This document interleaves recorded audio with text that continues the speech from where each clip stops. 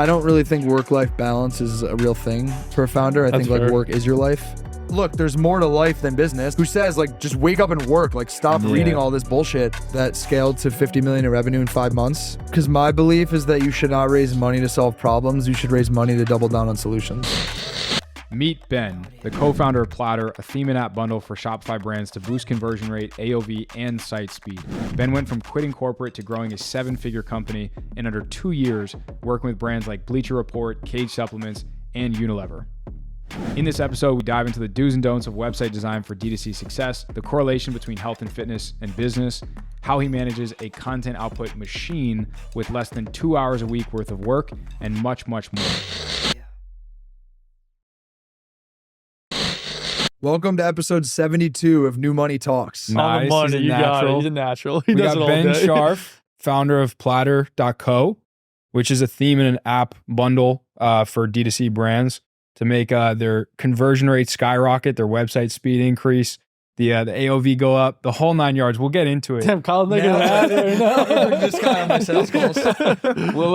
We'll get into it. I want to start off by giving the audience a little bit of value. So being someone who's kind of like a design integrator in a sense, what are like 3 incredible brands that you see that you advise other brands to reverse engineer? The value first. We don't want to do who are you, blah, blah, blah. Hit the value first. And we'll get into all that. So what are 3 incredible brands that you see that just are like undeniably crushing it and that you think other people should reverse engineer if they have a D2C brand? Wow. Putting you on the spot. Put it on the spot early. You're putting me on the spot. And the reason for that is I'm so deep right now in like the brands that we're working with or the brands that we're looking at versus just like, oh, here's a brand that's like doing something great. Like you should go look at that. Yeah.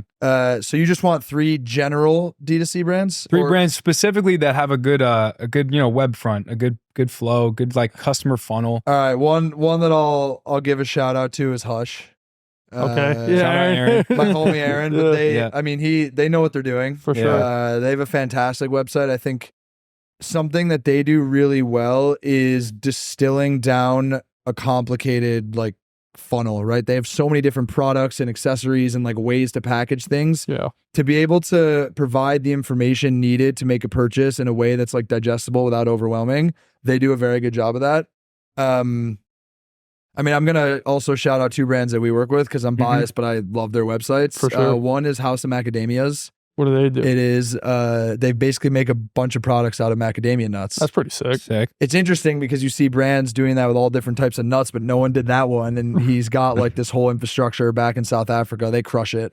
And then the third one is Caged, which is a supplements brand. Yeah. With a K, right? Yeah, with a K. Yeah, they rip. Yeah. Those are two of my favorite sites that we've done, but I think like I also feel like if I was sitting up here telling you I like brands that we're not working with, like I don't know, those are the ones that that's fair. Oh, like for example, Cage, what are they doing that like is actually making a difference in a sense, like on their landing page and stuff like that? They've done a really good job of integrating 2 key components into their storefront, which is gamification. Okay, interesting. And the second one is their cross-sell and upsell strategy. So gamification specifically is something that we're very big on across the entire storefront. I mean, it's consumer psychology. If you make someone feel like they're earning something and there's a reward on the back end of a behavior, like they're more likely to do whatever that thing is. But I would say those are 2 high-level fundamentals in terms of what they're doing well. And then, of course, we can get like very deep into the weeds in terms of the way that they're constructing their consumer, like the journey through the website, starting with like a mega menu. I think what the hell is a mega menu? So a mega menu is when you hover over the top of the website to click on the menu. A mega menu is when it like pops out and you can actually see assets like visuals of different collections or different products or certain campaigns. The idea of a mega menu is that you're actually guiding the consumer to go where you want them to go. I see. Okay. So if there's hero products or there's hero collections or there's offers, don't just assume they're going to figure out how to get to that. Like hold their hand and make them go to where you want them to go. Consumers are lazy. They don't like to read and they don't like to think. So to the extent that you can get them to where you want them to be without having to think about it, you should do that. A mega menu, I think we might have 1 or 2 brands in our entire portfolio who don't use a mega menu, but that's because their SKU count is below like 3. So it just doesn't even make sense for them to do so. So is that like if you go to if you click on the collection icon, a preview will pop up of maybe like the best seller in that collection, for example? Like, well, you can architect it however you want, but one example would be like, let's say they have a shop all button. You could hover over shop all. It'll actually show you all the collections. Or just by hovering over it. Yeah, just I've hover. never seen That's that before. another That's nuance. Is another thing to note.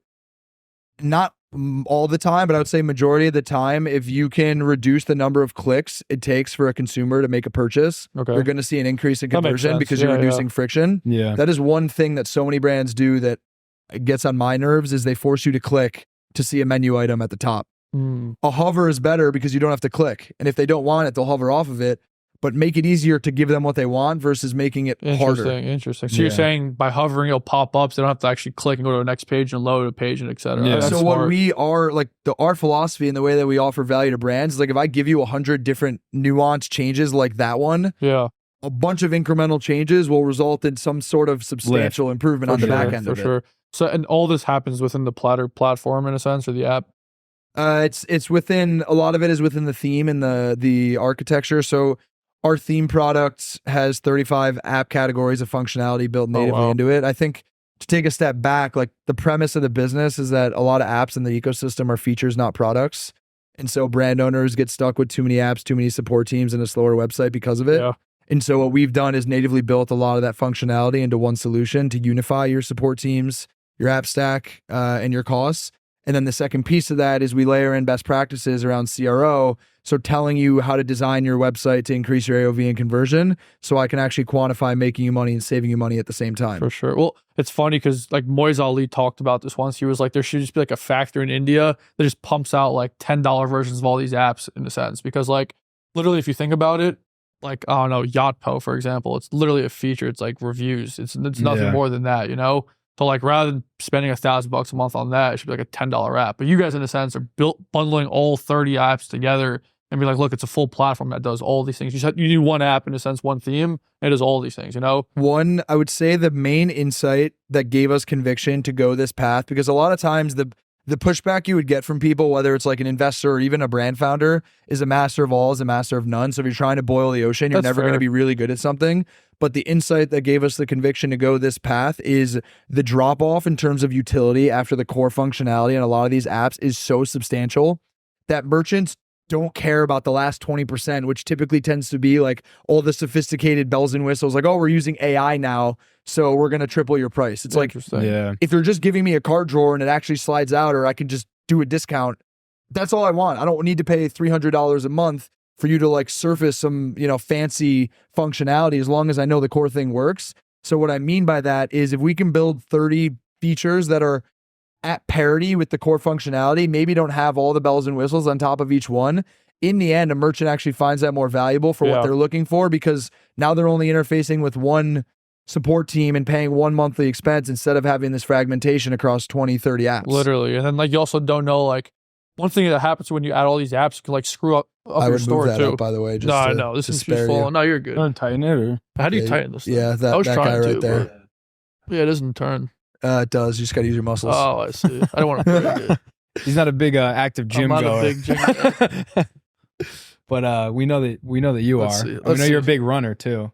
Talk about that. Well, whatever. I want to finish my thought. No, you're good. Don't even worry. Dude, we've had podcasts. I just know you would have went through the whole episode and With then it realized down like here, the audio yeah, wasn't yeah. really Dude, working. we did an episode. I don't know if you know Dan DeSilva. He's like a big like YouTuber type of guy for like ecommerce. It was 2.5 hours, the podcast. And we all went to the bathroom. We got up once at least like in the 2 or 3 podcast. times. Yeah. It's just like, doesn't No, even the matter. casual conversations are It's better. what matters. People like the 100%. authenticity in the raw 100%. clips. I forgot what I was saying. No, when you add all these apps to your store, sometimes like shit just stops working and you don't know which freaking app did that to you. It's like having one app that has all of it in one. It's like, okay, well, if something does break, you know what the one app that did it, you know what I mean? Like that actually caused it and you can actually go in and fix it, which I think is a big thing. Yeah, like if your site speed just randomly slows down, you're like, wait, which one is it? I have 10. Yeah, or whereas like, you could probably go in. Sometimes you add an isolate app and that. like your conversion rate just drops. You're just like, well, maybe it was that app that I added, but like, who knows? Yeah. At least you, it's like, well, it's all within the ecosystem that helps too. The one challenge we do face though is that I do want to make it clear that like we haven't replaced every category. No, of course. So there are instances where certain categories of apps that we don't replace, where someone uses one and something happens and they first come to us like, oh, you broke my store. So what are like the category, like the main categories that you guys do have? Like I know you have 30, but like say the top 5, 10. What are they? I mean, a lot of it is around marketing and conversion. So specifically like everything in the cart drawer to the upsells, the checkout extensions, our post-purchase should be done next week, mix and match bundling, shoppable videos, mega menus, like sticky CTAs, a bunch of content sections on the pages, scarcity bars, top line color banner, all this swatches. crap. Yeah. There's a lot. I mean, look, there's a big chunk of them that are low fidelity, but like people use apps instead of them. So it's like knock out a bunch of the low fidelity ones, then start tackling the more complicated things that a lot of these brands are asking for. For sure. The coolest part about our product is that it's just been, our roadmap has been completely informed by what brands have asked for. So a brand would come to us, be like, hey, can you guys build this?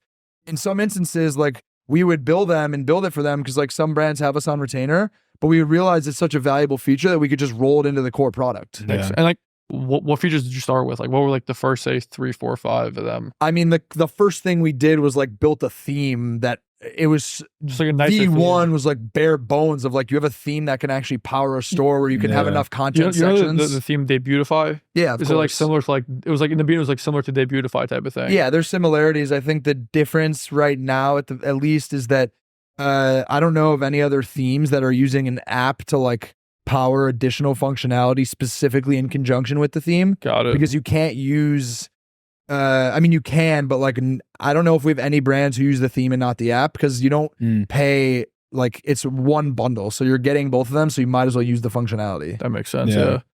What were you saying? Sorry. Well, I was talking about the whole fitness stuff. So we know that you played ice hockey in college, right? You got the cold plunge, you got the sauna, you go on your runs. I know you had like the little run. Well, for Platter to work, you got to do the sauna and the cold plunge. So, of course. But there's a lot of founders that are just like, I'm going to go all in on the business and just neglect the health. And then others that are like, I'm going to go all in on the morning routine, the cold plunges, all that stuff. Like, where do you fall in that category?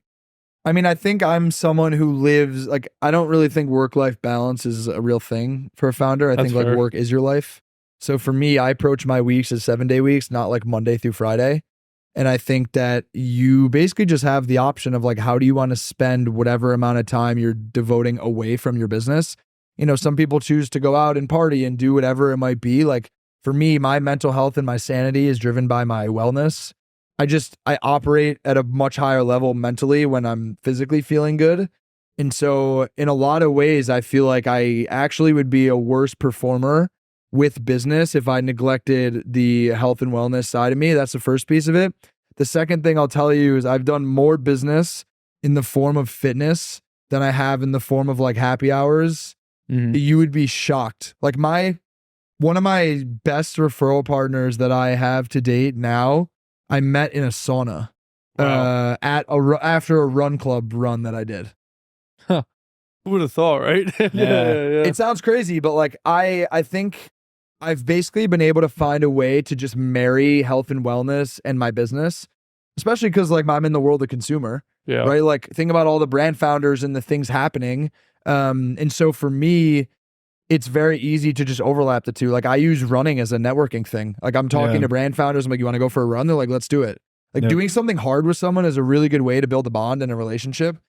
You will remember the person that you like grinded through 10 miles with and did a cold plunge with more than you remember the guy who just got 2 drinks with at the bar. That makes sense. No, I agree with that. I think we've had 2 people from sauna conversations that I've had at my gym, which is pretty funny. Yamu Media. We had Yamu Media. But it, like I went from one gym to another one that's a little bit more expensive, a little bit fancier. But you got people that like really take stuff seriously.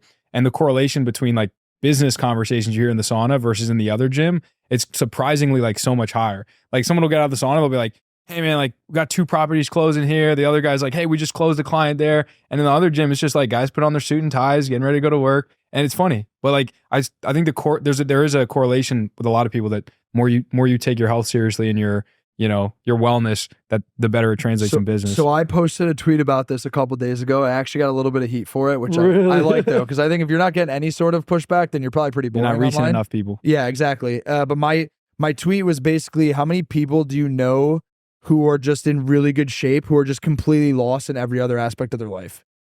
Like if you're a kid or a young entrepreneur who just doesn't know what to do, get in shape. It sounds crazy, but like you'll meet higher quality performers at the gym because those people are probably also motivated. And it's just like a very obvious first step. If you're trying to figure out what else to do, is like do hard things, get in shape. Sure, you have the counter argument to be made is a lot of these really big successful founders like the Mark Zuckerbergs of the world or the Jeff Bezos, people are arguing they got in shape after they already were successful. Yeah. Fine, understood. But I think something that I don't like is this misconception that you can't be in shape and also be successful. Yeah. Sure, there's levels to the game, but I think that I don't know, I care about like my holistic life enough that I feel like I can be successful and feel good about myself mentally and physically. For sure. Like, sure, maybe, you know, my outcome is 10% less because I decided to allocate 10% of that time to the gym. Yeah. But look, there's more to life than business. Like, don't get me wrong, this is coming from someone who's a workaholic. Like I spend my whole life working, but I'd rather feel good about it when I do it. For sure. Yeah. I'm curious too, like, don't bullshit me. What time do you get up and like start your day and everything too? I wake up at 3:30 and cold. No, I'm just kidding. Stop it. I'm just kidding, I was Stop kidding. it. No, I wake up every day between 6:30 and 7:30. You really? That's so crazy. I got got up I got up at 9:15 today. that's actually not bullshit. No, I believe that. He gets up at like 5. But I'll tell you why though. I value someone said, actually, you know who it was? You know Brian Johnson, the guy that's like anti-aging? Yeah. There's a lot of things he's doing that I'm like, oh my God, like that's a whole nother tangent. But he said one thing that resonated with me so deeply, which was sleep is the most important thing in your life, and everyone knows that. Yet it's the only thing in your life that you always sacrifice at the expense of doing other things, right? Like your friend wants to go out for a late dinner. Your friends are going out tomorrow night, whatever it is. You'd be like, all right, I'll go out. And then I'm going to change my sleep schedule and just sleep less because I got to wake up early. Yeah. And there's levels to it, but he goes to sleep at, I think, 8 p.m. every single night. And his friends know if they want to socialize with him, they have to work around his sleep schedule. I did see this. Because that is the one thing that Hormozy does the same thing. He refuses to compromise. And so for me, I realized that I'm not as extreme about it, but I'm pretty much in bed between 10:15 and 11 o'clock every single night. And I'll go so far as to sleep later if I go to sleep later. Like I'll wake up at 9 o'clock at night or 9 o'clock in the morning for whatever reason. I was up till 1 a.m. doing something productive. Yeah. But I do not compromise the quantity of sleep I get because without sleep, I don't function. No, it makes 100%. I'm the same way too, honestly. Where like I don't wake up at 6. I can't. I'll literally just wake up when I want to. What time do you go to bed? It depends. Like my problem is like I love YouTube so much. I don't know why. It's not a problem. I just go into like rabbit holes on YouTube. So like There's some good business stuff. Oh no, I watch other stuff. Like, I watch like Nelk. Guys are like random. Yeah. But like no, but then I watch a bunch of business. But the problem with the business stuff on YouTube is that it's so like up in the air and like kind of a lot of bullshit on there. The bells and whistles. But no, if I get stuck on YouTube, I don't know, like 12:30, 1 o'clock type of thing. Yeah, but you're getting like 8 hours of sleep. Solid 8 hours. Like I think I'm the same way where like if I don't sleep the next day I'm just gonna be like either like upset, pissed, zombie, like are you a night? Are you like a night? Are you productive in the late hours though? No, not at all. Because I'm most productive in the morning. I'm productive in the morning. Like if I wake up at 9, get to the warehouse at 9:30, from 9:30 to like lunch, that's like my best working hours. Like that's like when I'm just like ripping through stuff type of thing. Then it's like after lunch, you're like, whatever, like you're chilling or whatever. Then when I go home, probably after I eat dinner, I'll do more work, like say 6 until like 9. And then I'm just on YouTube type of thing. That's kind of like my thing. Yeah. But also, like you said, it's like a 24/7 type of thing, like running these type of companies. So like I'll give you an example. We just hired a sales guy. And I'm like trying to explain to him that like, it's not like a 9 to 5. And like it is a 9 to 5, but it's not like, for example, if you're like on a cold email with somebody and you get a response at 11:25 p.m., if you're on your computer and you respond at 11:26, you have a better chance of booking that call than if you reply the next day at 10 o'clock in the morning. Yeah. So like, yes, it's outside of the 9 to 5 scope. I get that. Like, I'm not trying to say, oh, like no work-life balance, 100%. But at the same time, in the beginning to get stuff rolling, you kind of have to do that. Like I remember early on when I started like my company, no matter what time it was, like I would wake up in the morning at 1 a.m. DM. Oh, let me answer right now. I'd have a whole half an hour conversation and book and call after. It's like you have to do that. Like you're probably similar. It's obsession. It's obsession. Yeah. But also, you need that type of stuff because like the other guy who you're competing with, he either is or he isn't doing it. If he isn't doing it, you can beat him on that. Yeah. If he is doing it, you're gonna get destroyed. So it's like you kind of have to play in the middle. But sleep's important. But also like the whole like 6 a.m. wake ups and this not for me. It's tough. You know? I want to make it clear that I'm very anti this narrative of like you need to wake up at 5 a.m. and cold plunge and journal and red light therapy and meditate and do the 17 Aaron other Spivak things. loves that stuff. Like, you know? But again, he made it already. So that's no, he figured it out. It's funny. He's like, oh, now I'm gonna get in shape. I'm like, well, welcome to the club. But no, Hormozy's the best person who says like just wake up and work. Like stop reading all this bullshit. Yeah. I don't subscribe to like this strict agenda. Like my non-negotiables are just like sleep enough hours and like exercise. For sure. The other things are like, you know, occasionally I'll use the cold plunge for whatever reason, but it's nice to have. It's not like need to have, because I was definitely that kid who tried to do the 7 things before 8 a.m. and I'm like, I'm exhausted by the time it's time to start my actual work. Literally. Yeah. I'm curious back to Platter too though. So how did Platter come to be? Because you worked at GoPuff before this, right? Yeah. How do you go from working at GoPuff to thinking of like a Shopify? It was also like you went GoPuff and then you went straight to like your own company / angel investing, and there was like nothing in between. So like, what's that story? Yeah, there's I mean, I'll go back one degree. Also, GoPuff is pretty sick though too. Like that company grew like crazy. I'll take it back a couple steps just so you can get the full picture. For sure. The short story is that I played hockey in college. Had the opportunities to play pro. COVID just like put a wrench in everything. I also at the time had accepted a corporate job. To do M&A consulting at one of the big 4 consulting firms. 12 hours before my first day, told them I wasn't coming. Oh shit. I ended up joining an early stage COVID testing startup. That's like the detail that scaled to 50 million in revenue in 5 months. Wow. Jesus. Yeah, it's it was like in the heart of COVID. I mean, it makes sense. Look, I'll be honest. Like it's not on my LinkedIn. They ran into a lot of legal trouble for. I don't want to disclose. I don't want to get into it, but it was just something that operationally was one of the best experiences in my life. But publicly chose to separate myself completely from it. Actually met one of my co-founders there of my current business. You won't find it anywhere on his profile either. Yeah. But anyways, I was there, and then ended up joining GoPuff, and I was doing business development and partnerships. For the last 8 months of my time at GoPuff, I was building out a business unit called Powered By, which was essentially unlocking instant delivery for .com websites.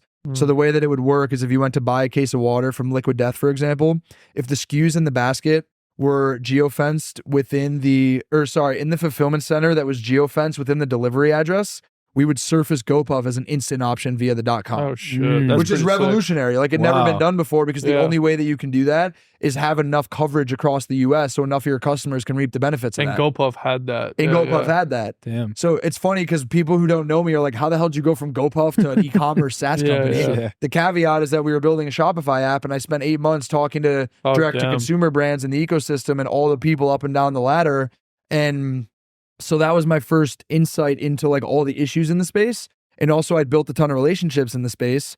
My 2 co-founders, one of them, my technical co-founder, who was the head of product and growth at the COVID testing company, who built the entire thing from 0 to 50 million. I was like, okay, I'm going to figure out how to work with this guy one day. Smart guy, he had his own ecom consulting agency on the dev side. So he already had an interest in this ecosystem. And then our third co-founder, is a childhood best friend of mine, was working at a marketplace consultancy for 4 years, talking to brands on Walmart, Amazon, etc. So he was in the consumer world as well. And so eventually, like, we all had aspirations to start a company. Our skill sets and our experience just kind of were like a match made in heaven. And so we kind of just came together, knew we wanted to build a software company, but decided to start as an agency. Number 1, to basically talk to the people we wanted to make our future customers. And number 2, to get enough learnings to synthesize that we could then ultimately turn into a piece of software. And so we used the agency to bootstrap to profitability originally. Ended up raising a pre-seed in Q1 of last year. And then we're kind of just off to the races from there.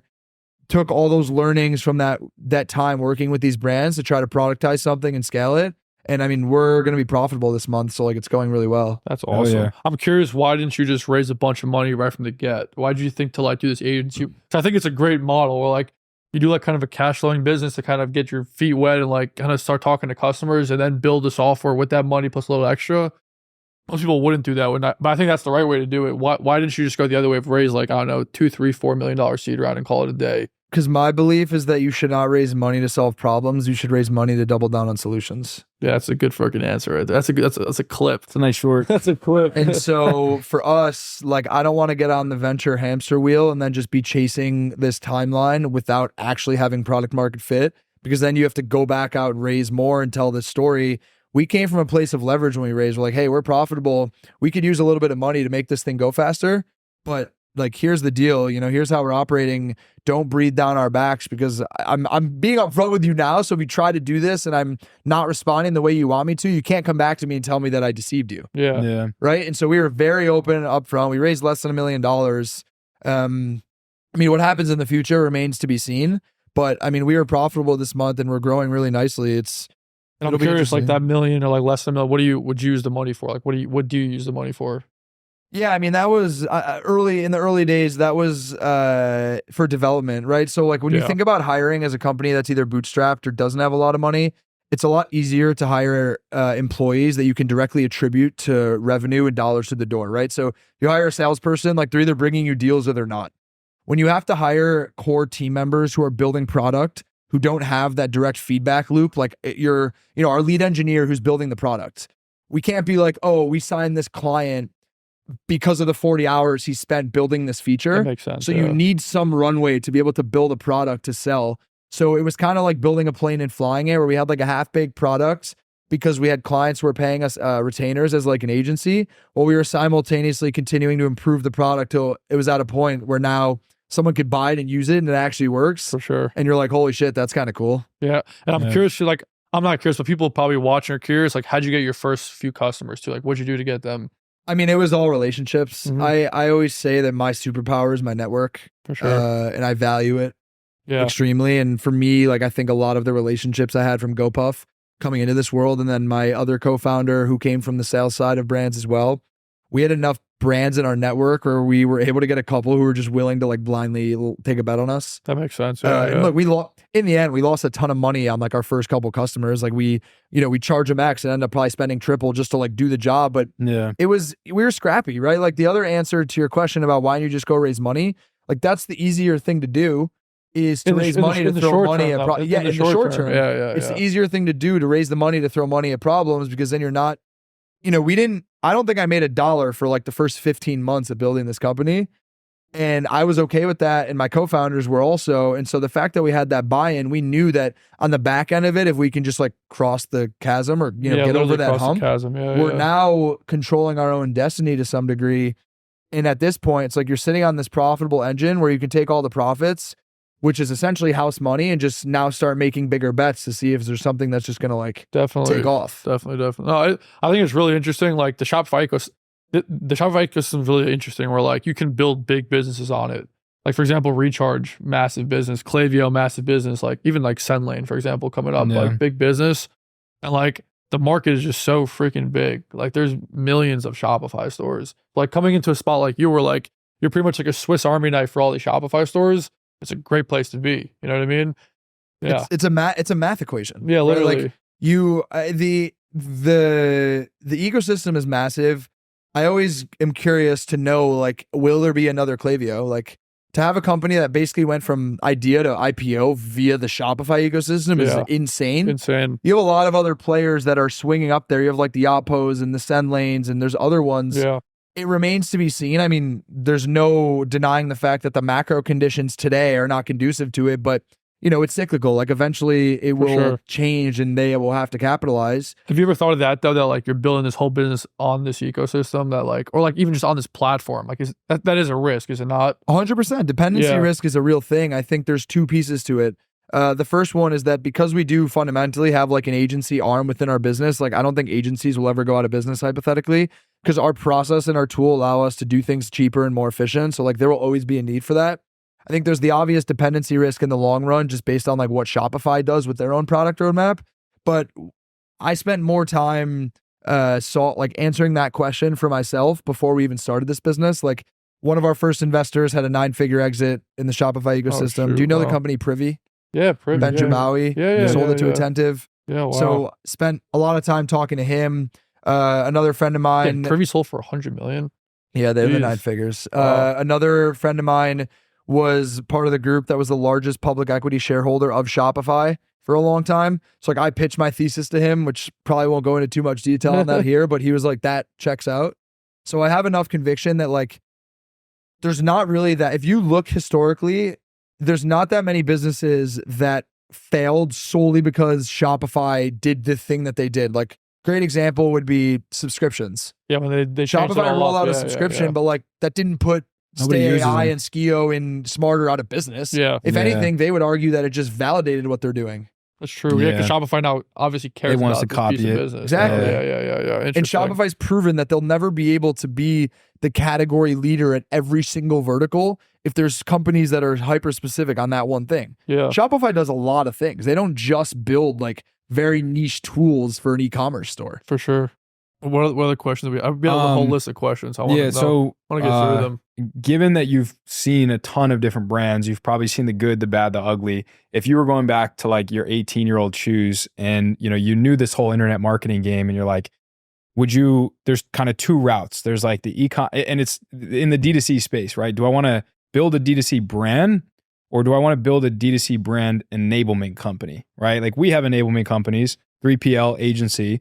I've also like built out brands. I still have a couple that I'm like starting up now, some that I'm like partnered on, have equity in and stuff like that. So like I get to see both sides, but yeah, I'm curious, like looking back 18, let's say 18, but like you got, a rich dad who has 100 grand that he can loan you. Cause like, you're not going to just build a brand with nothing, right? Especially if you want inventory and all that fancy stuff. What would you do? What would you recommend others to do?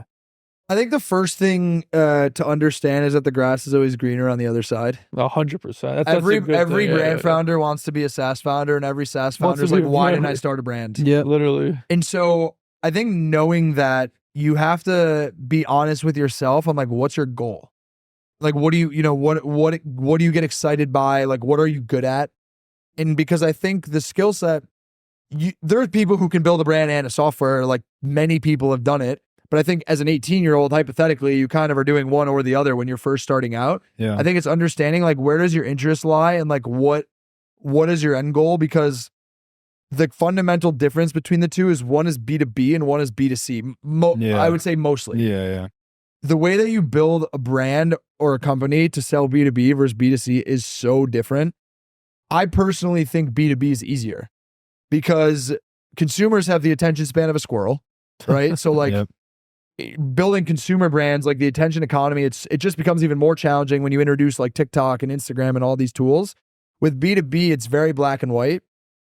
A mentor of mine gave me a piece of advice, which was understanding the difference between knowledge and belief, which is like thinking you're solving a problem versus knowing you're solving a problem. B2B is very black and white. Like I either go to my target customer and they need this solution that I'm offering them for a problem, or they don't. There's a lot of D2C brands that are more like disposable income type products that you can still build massive businesses on. Like, a great example, any food or snack company. Is that like a necessity where if we don't have that, like we might die? Yeah, literally. No. Yeah. Like the new keto, like no seed oil, this, that. I mean, no seed oil. I'll be the first to say I invested in, do you know Masa Chips? Yeah. I invested in the business. They're also a customer at Platter. I think they're going to be $1 billion company. Yeah. Do I think there's a niche audience of people who will depend on them because there's people who refuse to touch seed oils? But do I think the world would still exist if they didn't? But also does like a random person in the middle of like Wyoming care about the seed oil on the chips? Probably exactly. not, but if you go back to the software side, like there's instances for certain businesses where like if this problem isn't solved, it might be at the expense of their business. For sure. Yeah, 100%. So I just think that's all to say. To tie back to the original question, you have to understand like what you're interested in and what you're good at, and frankly, like how your brain works. For me, I like the fact that I can get a feedback loop of if I'm solving a problem or not a lot quicker from the B2B side of things. And I also think that I've just been more interested in that early on. Like I just, for whatever reason, I wanted to build a software company.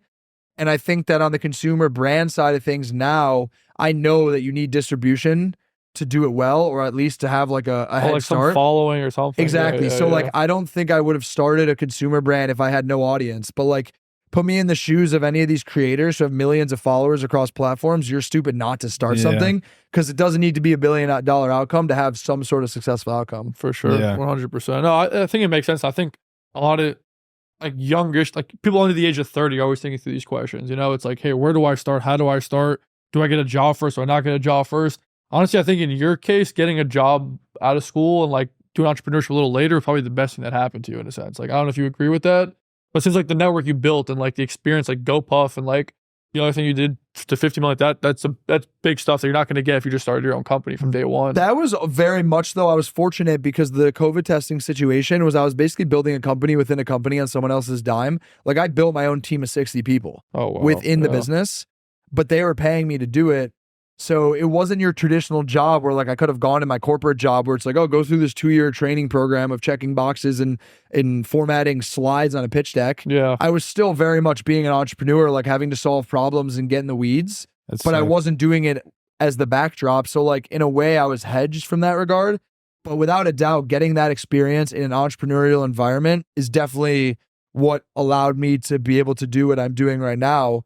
Look, I don't think there's not a right or wrong path. It's about finding what's right for you. Yeah, no, I agree with that. And like, I think like we did a pod with somebody who did work a 9 to 5 and also started a brand like after 5 in a sense. And he's done like he does like 6 figures a month at this point, you know, but like that's his path. You know, he's like, hey, out of college, I didn't even know what e-commerce was. I didn't know what like being an entrepreneur was. And then like on TikTok, you see all these little kids like posting like screenshots of Shopify. So like, all right, let me try. And then like, over time, obviously, like by like learning from people on Twitter, on YouTube, etc., he built it. But that was his way of doing it, you know? Yeah. Other kids are at 16 years old, like doing crazy numbers on Shopify. So it's like, and then on the flip side, there's people who are 50 years old who are starting right now that like are going to be successful. Like I think the founder like KFC started when he was like super, super old too. Yeah. Like Colonel, whatever his name is, I think.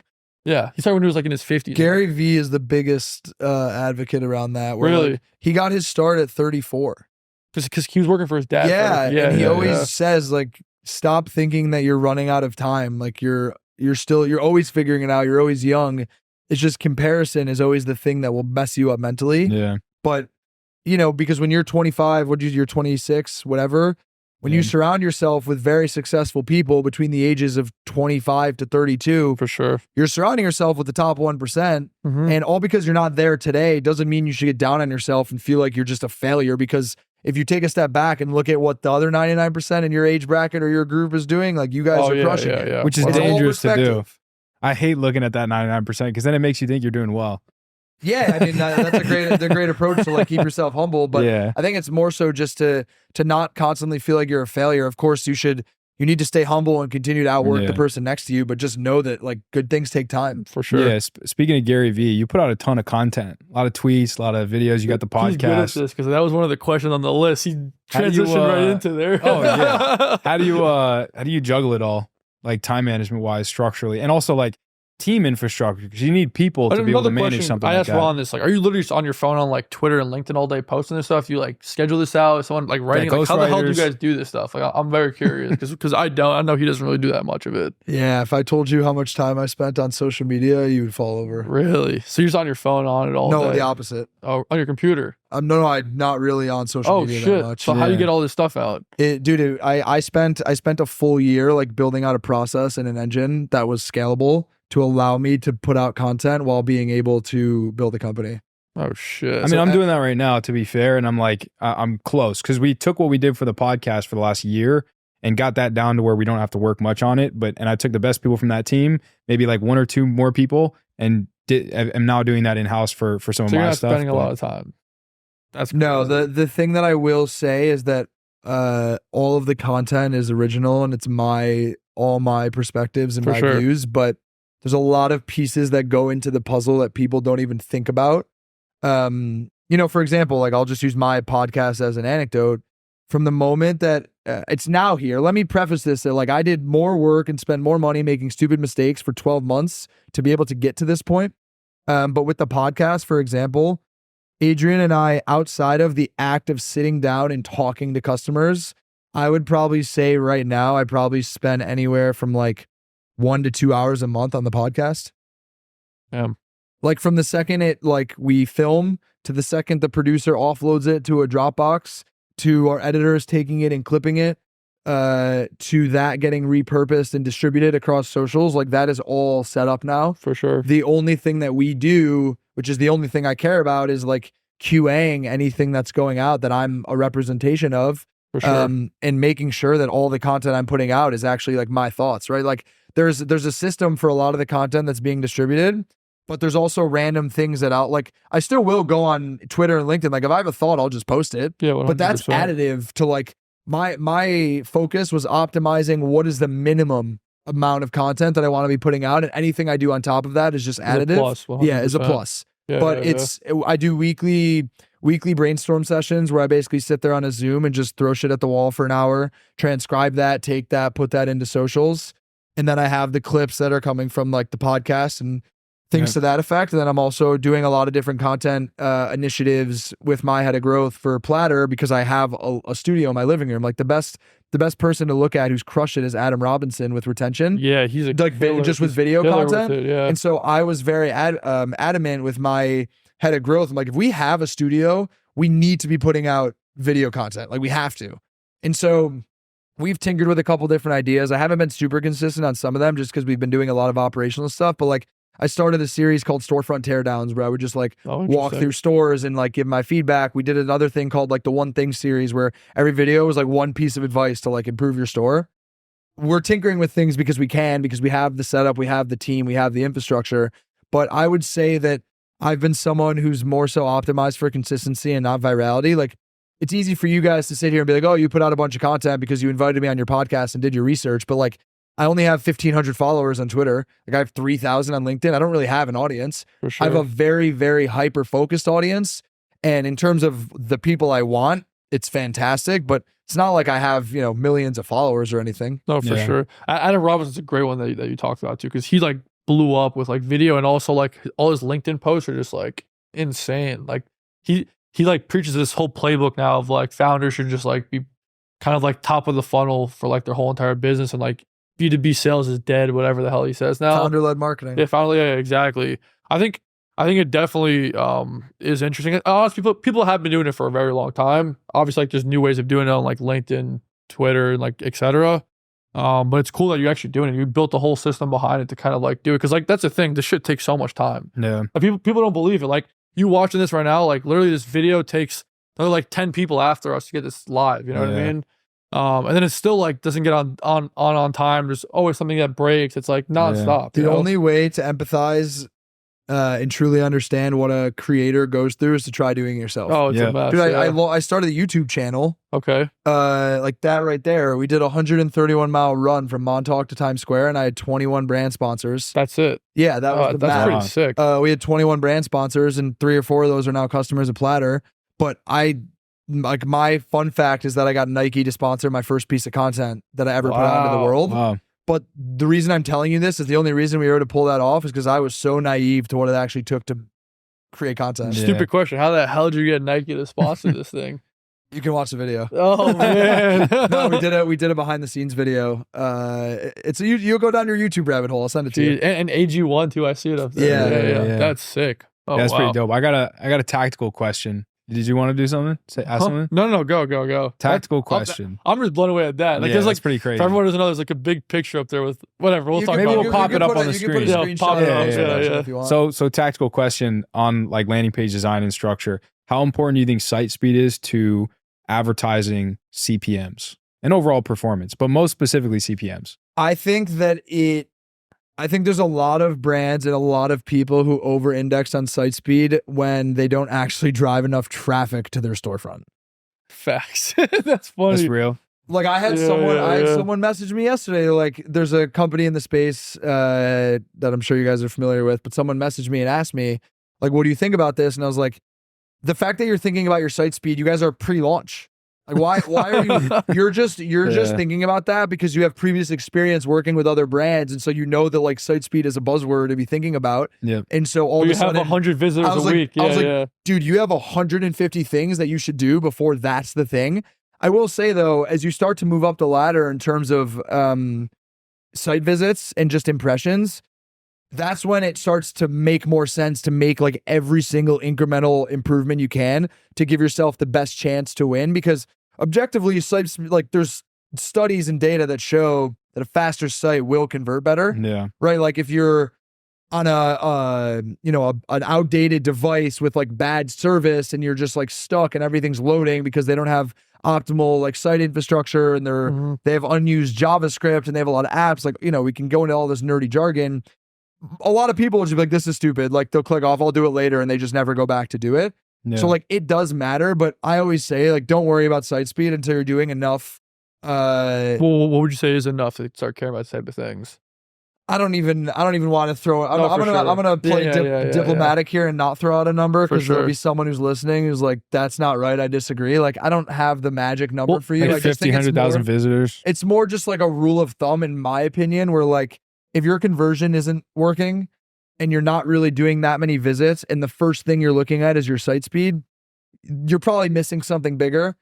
The thing I will say is there's levels to it for sure, where like there's brands that are still on Shopify 1.0 where their speed is like a 5 out of 100. What's Shopify 1.0? It's basically like the old version of their operating system. There's now 2.0 that exists. I don't even know that. Okay. But that's an obvious upgrade where like you'll see a drastic increase in your site speed by doing nothing other than migrating to 2.0. Yeah. That's a low-hanging fruit type thing where I'll be like, all right, just switch.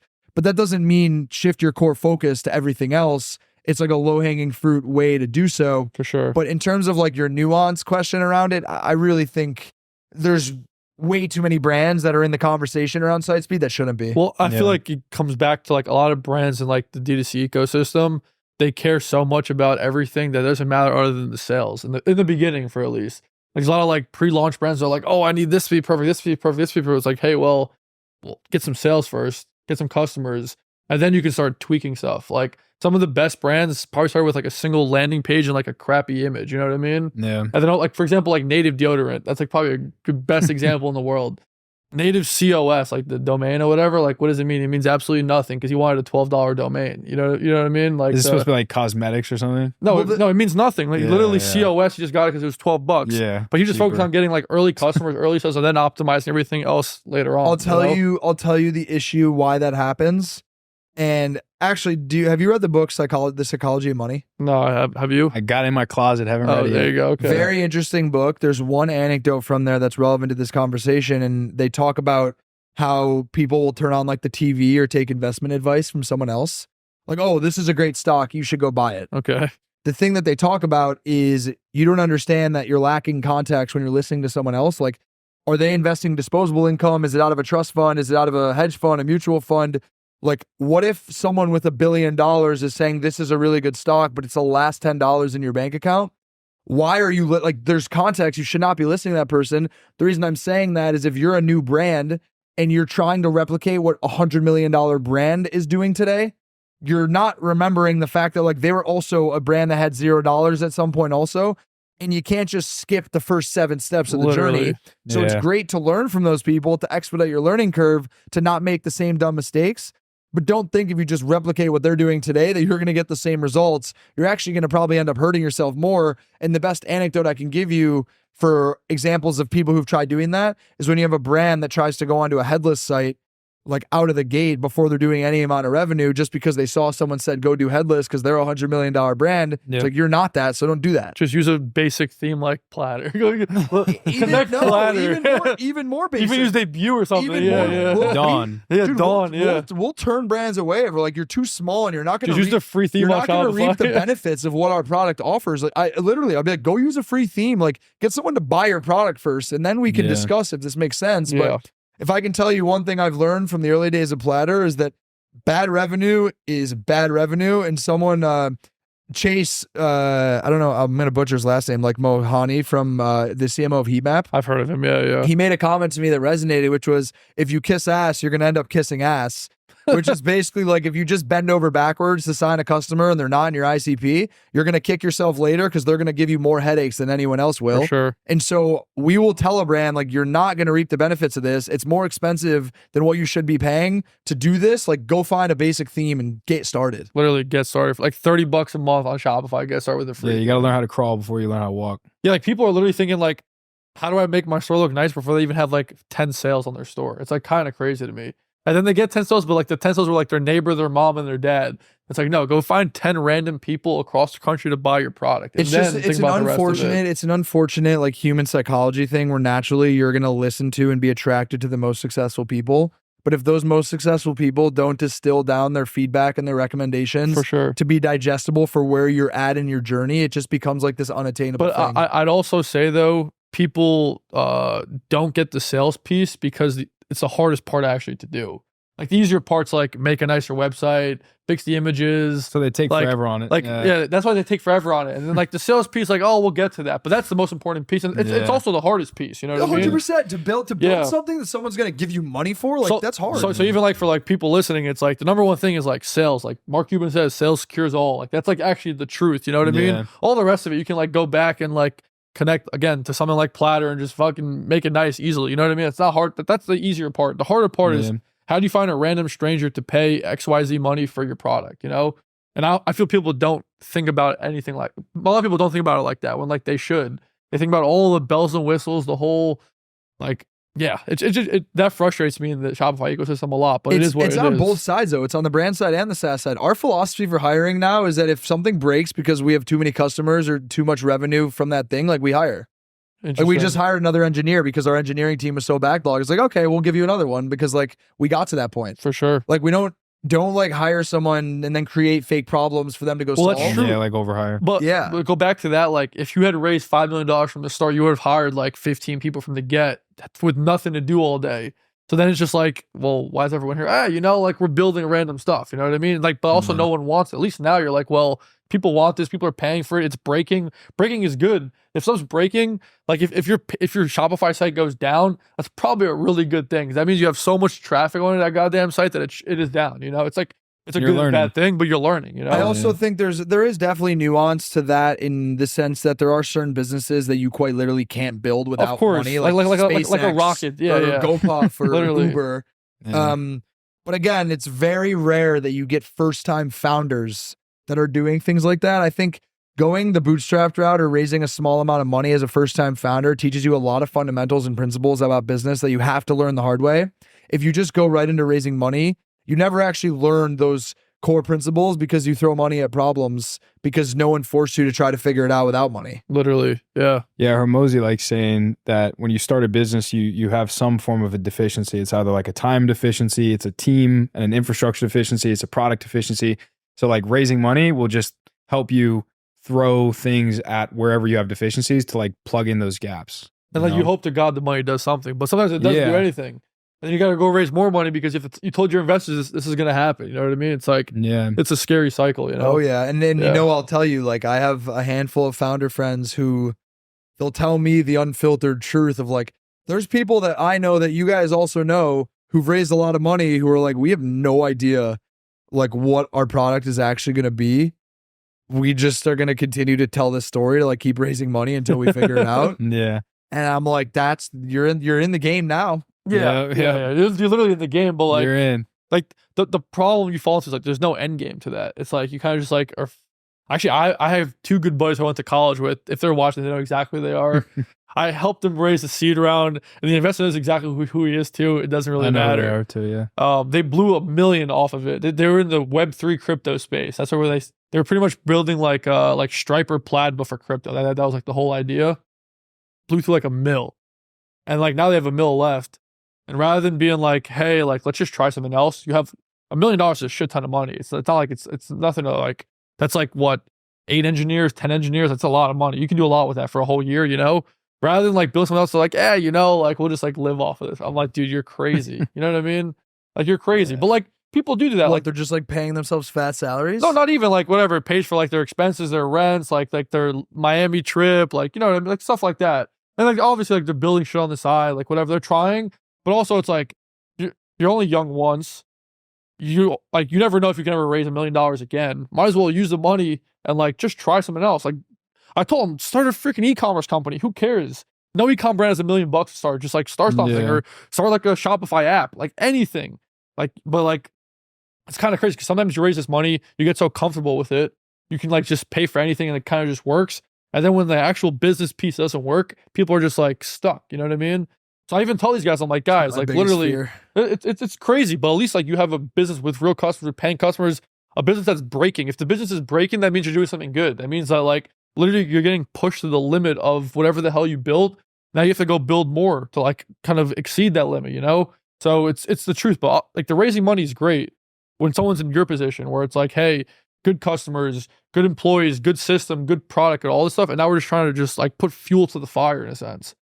The problem is on the back end, like on the opposite side, where like you don't have any of that, and you just go raise 4 or 5 mil, and like whatever. Some people figure it out, some people don't. But like it's hurtful when like $1 million is still $1 million. Like that's a lot of freaking money. You know what I mean? Like that's like it's like 7 figures is a lot of money to a lot of people. Obviously, like when you get into business world, people are like 7 figures, 8 figures, 9 figures, whatever the fuck it is. But at the end of the day, when you have that chance, you have to take full advantage of it. So like kudos to you for like not going and raise a shit ton and like figuring it out, like bootstrapping and cash flowing, and then being smart enough to be like, okay, now's the time that we can maybe push gas a little bit on this thing, because that's how you really do it, you know. Anyways, I went on a tangent on that one. But like I feel that one a bunch, because like it's crazy, especially with e-commerce too. Like you could build an e-com brand with like $5,000 to start, like even less, like $1,000 to start. You know what I mean? And good credit. You can do inventory financing. And that's a good credit card. Like that's really it. But the barriers to entry are lower now than they've ever been to be an entrepreneur. That's what I'm saying. I'm good on questions. I don't know about you, Bob. This been an awesome conversation. Yeah, no, it's been really good. I was gonna say, going back on our conversation. I mean, we talked about that one brand. I think it was a fitness brand with a K. What was it called? Caged. So you were talking about how they like. There's brands that are really good at gamification. I just bought a very overly expensive gym bag from a company called Haven Athletics. So I'm like, Haven gave every runner a really? bag for this. Oh, dude. Man. So like, I love those guys. Shout out Caleb. Yeah, I have a little bit like OCD brain, right? So my previous bag was just like a boring old, you know, like my high school basketball gym bag. So everything was like all over the place, and it's like a nice compartmentalized bag where you put the shoes here, the headphones here, whatever. Like $200, $250. I bought it and I'm like, all right, that hurt a little bit. But then I see the thank you page and it's like, donate $15 from your order to any charity of your choice. And then you just get like this feel good feeling where you're like, damn, like, yeah, I just spent $250 on a gym bag, but like at least 20 of it went to like a really good cause. And then you can get to pick it. And I was like, I'm definitely buying from these guys. You should add that to Platter. It's so smart. Like, It's so smart. Like, and it changes your perspective from like a long list of things. It changes your perspective from like, oh, they sold me on something to, oh, like I was now a part of something really good. And it's such a hack. Like 10% of the order. I don't know what one they're using, but I know a couple. Might have been custom done. There's one called Gives. There's another one called Inspired. That's huge. Yeah. Do you have to just like apply for that as a company and get approved, or to utilize that? No, I mean, usually the way that it works is that the app or the business on the back end is actually the one that's facilitating the interactions between. Well, because at the end of the day, it's like $15 is $15, regardless if it's from you, you or the next guy, and also the brand. It doesn't really matter. So that business is serving as the middleman between a marketplace of nonprofits or whatever businesses, and then just building like the rails for you to be able to donate the money, and they can tell you where it goes. So you think that any brand could do that? Yeah, they could for sure. Well, it's an app. Yeah, you can connect the app and do it. Gotta plug it into mine. Yeah, I love that. I was like, this is so cool, and it makes the $250 or whatever it was sting a little bit less. Yeah, a lot less. It's all human psychology. That's nuts. Yeah, that is straight human psychology. That's nuts. Yeah. What's the podcast called too? Your podcast? Mine? Yeah, Turning Pro. Turning Pro. We'll definitely put that in the show notes in the description. How many episodes you got? We have now put out, I think, like 22 or 23. 100%. You put out about a third of ours. You got to keep going. You got to keep going. You got to keep going. That's what it's all about. I said with content, you guys are the hard. I optimized for consistency, not virality. So I built my living room into a studio. Literally, walk in your house and boom, we can do it. Now we appreciate you. My living room's our studio. So maybe I got to angle these and put a little nice wall in the back. We have a super cool. There's actually a sign right there, a neon. We have a neon Turning Pro sign that we hang up there when we film. That's dope. Yeah, 100%. It's fun. I mean, we appreciate you. I'm all good. You have anything else? Kyle always has a last fucking question. It's all good. I love it. I'm gonna think of a good one. I'll think of a good. No, I'm hungry too. What's a good place to eat around here? What are you guys in the mood for? Dude, I don't know. Steak. Oh, he wants a steak. I want to say Italian. Oh, I could go for Italian. San Ambrose is good. It's less than a block away from here. We'll make something happen. Where can people find you and Platter and all that stuff too? If you want them to find you. Do you want them to find you? If people don't want people to find they can. You can find me on all socials at Ben Sharf, Twitter, LinkedIn, Instagram, BenSharf. My email is ben@platter.co, and then our website is platter.co as well. For sure. And I feel like for brand founders, you're probably a really good person just chat with and learn about like how to think of like design for stores, how to think of like apps for stores. Like I'm sure if founders hit you up, like you're always open to chatting with them and stuff like that. But yeah, because look, like, I'm also very honest in terms of brands that just aren't a good fit for us to work with. But for like, sure. you know, I met a brand yesterday. She's like, we're very early in our journey, but I'm going to hit you up in 6 months and I might have some questions along the way. I'm like, I'm here to help you. Like I 100%. I invest in relationships long term. Like if you make them transactional on day one, they die really fast. Makes sense. Yeah. Last question. How do you define success? Not having to look at a receipt and being able to spend every minute of your day and life however you want to, at the expense of nothing. I think it's freedom of time and freedom of money. Like going to a restaurant, buying anything you want, not even thinking about whenever you want. Yeah, for sure. I'm obsessed with like buying back time. 100%. I think time is your most valuable asset, especially when you start to become more successful. Yeah, when you start hiring people, you're like, oh shoot, that's like the hack of life right there. And if you're good at hiring, yeah, that's true. Yeah, if you're bad at hiring, it could double the amount. And then of when time you make spend like on things. when you make that really good hire, you're like, fuck, do I really have to fire everyone else and then try to replace them with someone like this? Yeah, it's like, how do I find another one of you? Yeah. Anyways, now we appreciate you. Thanks for having us at your place too. This was awesome.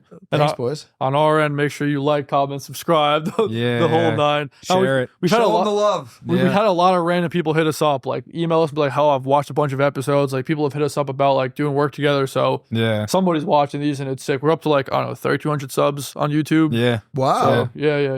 Hell boys. YouTube's like our main platform. Like we try to push on YouTube. And then 75,000 random people on TikTok. Yeah, TikTok, 75,000 on TikTok. 75K on TikTok. Yeah, and then like I think like 7 or 8K on Instagram. Instagram, whatever. But like I like YouTube because like people watch these. Like you could listen to it and also watch at the same time, and like you also get a little monetized off of YouTube, so that's always good. Even though we can't get ours out. Yeah, for some reason our AdSense account doesn't connect to our YouTube, but it is what it is. And their support is terrible. Our $50 a month is not coming to us. Yeah, we got like a $400 balance in there. Anyways, man, catch you guys on the next one. Yeah, we'll see you in the next one.